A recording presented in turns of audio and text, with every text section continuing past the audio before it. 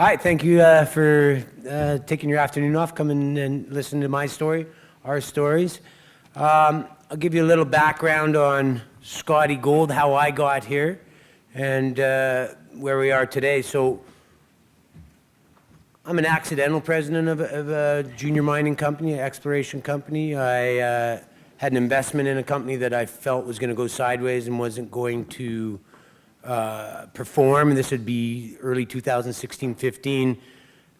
So it was either take the company over or just say goodbye to my investment. That's how I actually got involved, to be involved with Scottie Resources. I'd say because this is a financing conference, these things are important. I'll just put that in there. I've done lots of financings, perhaps not in mining, but my background's real estate and energy. It's been a while since I've been in those industries, but so Scottie Resources. What got me interested in this originally, and I saw him here. I don't think if Ross Glanville's here, it was his fault, but I did see him. Is I was reading on commodities and such, and you want to go to where gold is found before. What enticed me with this project was this was a past-producing gold mine that produced a half ounce per ton and only ran for 3 years. And this happened in the early 80s. Gold was, call it, say, $700 an ounce, dropped down to $300 an ounce in that period of time.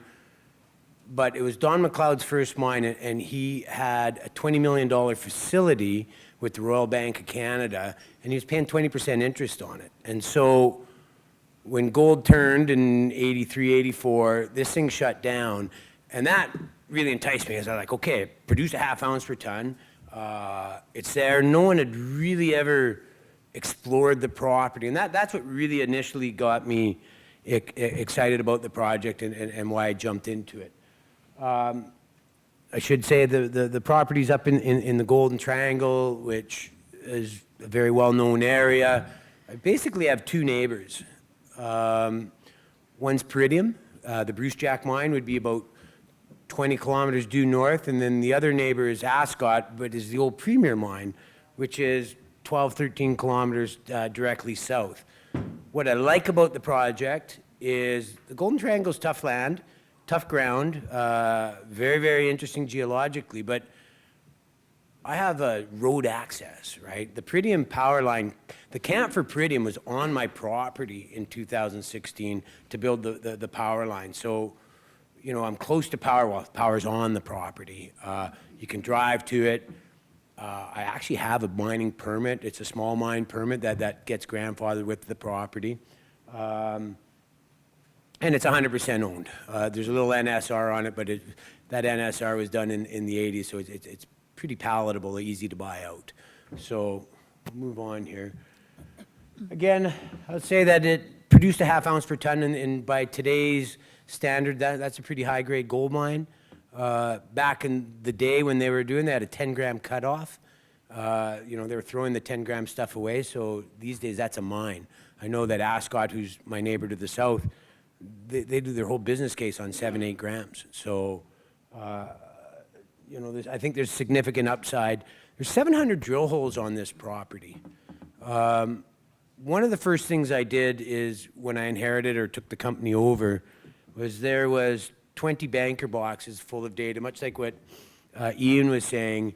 And so I hired a company called Equity Exploration, who are a very well regarded consulting company, to go, well, look, this needs to be modeled, right? No one's still all sitting in Imperial. So one of the first tasks we did is we took all this data, we digitized everything, and then they started putting it into Micromine and putting together a 3D model.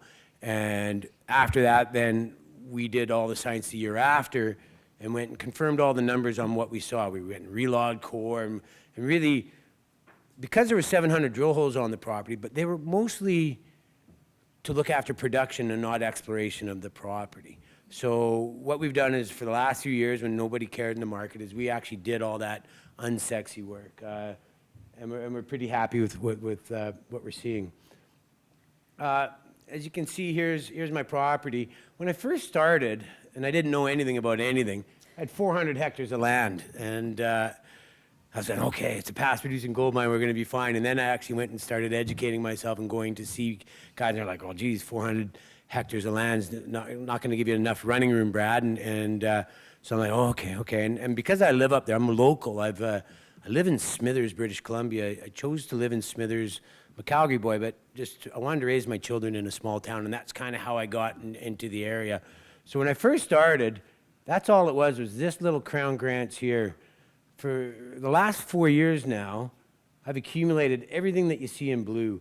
So I've gone from 400 hectares to now I have 18,500 hectares. I have a past-producing gold mine right there, and then I have 2 past-producing silver mines. Now they're the old boy silver mines with pickaxes and stuff, but there's 2 past-producing silver mines on this.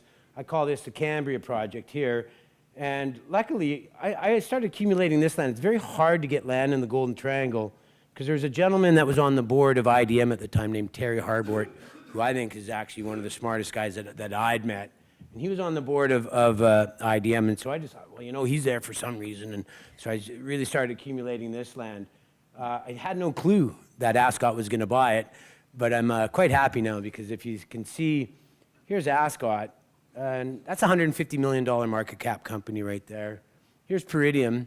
That's a $3 billion company. And what you're seeing here in blue is my little company that's worth about $12 million today. So just with that, there should open up some eyes and encourage people to do a little bit of due diligence, right?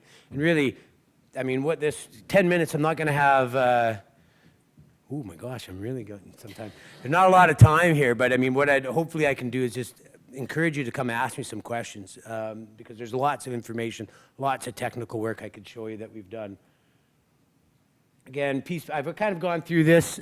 Because I'm a local guy, I've got great relationships with up north. I mean, I've basically raised my kids in the area. So, you know, everyone wants to say they have great relationships with the community. Well, I've raised my kids there and I know everybody. I get free fish. All right, that's all you need to know. I get free fish, and I love it. So here's a little picture of whoop, I'll go back. So this is a photograph of the old mine. As you can see, whoops, sorry. As you can see here, 100,000 ounces are produced off one vein off the M&N zone. Here's some tailing ponds that I have. I'll get to in a moment. But this just represents 400. These are the 400 hectares that I originally had, right? I have 8,700 continuous hectares here and 10,500 continuous hectares on the other spot. Bow property, I'll move along really quick. 10 minutes is hard. But here's what you need to know. I'm just finishing a 2,000 meter drill program. I'll have those drills out of the ground in 2 days, 3 days. We drilled here, the Ben vein, and there's great intercepts there. We drilled here on the Blueberry vein, and then I put a 500-meter hole here that crossed about 4 different zones. So that's being completed as we speak. I also have on this new piece of land called the Summit Lake property, about $50,000 in ground assays that are starting to come back to us now. I had 7 geologists run around, and this piece of land I just picked up in April of last year, and it really changed everything for the company. So these are things that are pending and coming. This is my tailings pond. We did 74 samples out of there. There's 15,000 ounces of gold sitting in my tailings pond, which is worth more than my whole market cap right now. We've done benchmark recovery tests. It's something that we still need to deal with the government, and it's a long process. It's just not instant. But I mean, there's a world port that's 40 kilometers down the road. So very interesting. Again, this is the secondary piece of property, which we could talk about another time. It's interesting.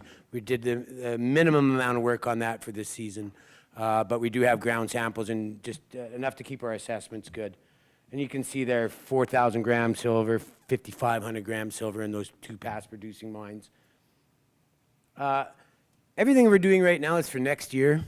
And I want to do a major drill program next year. So everything I'm doing at this moment is based on doing a major program for next season. My 10 minutes are up.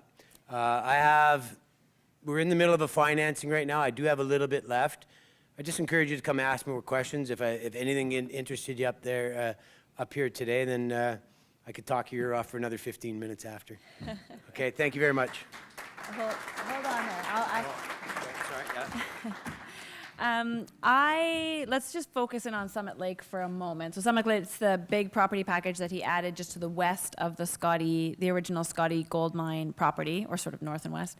Talk about Summit Lake. Why? I mean, it's what attracted me to the story. So. And it changed everything for me. I never dreamt that we could have that piece of property, and it's a really neat story. So just to put things in perspective, here's the Bow property. That's 400 hectares, okay? I paid $1 million for that in January of this year. And the reason I paid $1 million for it is it doubled my land package as Scottie, okay? And there's a known resource on the property, and it's on surface, and there's high-grade gold on there. This piece of property I tried to buy for years, and it was owned by a gentleman privately. Gentleman's being generous. And he wanted $45 million for it. And it was you know, it's $45 million, there's no holes, there's nothing on it. You're just going, this is crazy. But he privately held that thing since 1989. So a gentleman named Dick Billingsley, who I've known forever, and if you're in mining, you might know Richard Billingsley.